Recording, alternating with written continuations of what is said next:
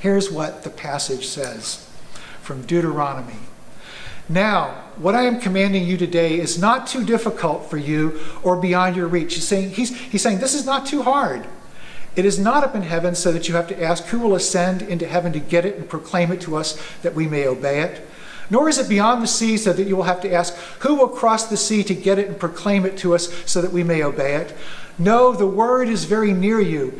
It is in your mouth and in your heart so you may obey it. See, I set before you today life and prosperity, death and destruction.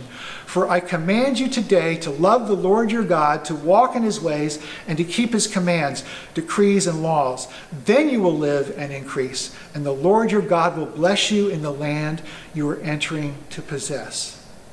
Deuteronomy 30, 11 through 16. So what Moses was saying in this passage, he was saying, look, you have to get prepared to inherit the land, because if you don't, you'll get distracted in ways that will lead to destruction rather than build life. So what does this mean to us living today? Well, at the very least, it means that we need to find a plan for finding life, the new normal, as we move out of the quarantine, a life that is adapted to our new reality. And I'd like us to begin by asking some life-giving questions as we head there. For example, how about this question? What should be different for our family on the other side of the quarantine? What should be different about how we live as a family than how we lived before the quarantine? What has supervising my kids' education at home shown me about my engagement in their education in the future?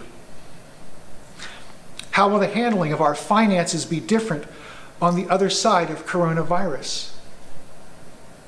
And because of the quarantine, how will my intentions about visiting family and friends and paying attention to them change?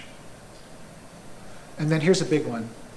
As a result of having been through the quarantine, how will my relationship with Christ be different? What will be different about how I relate to Christ and his people?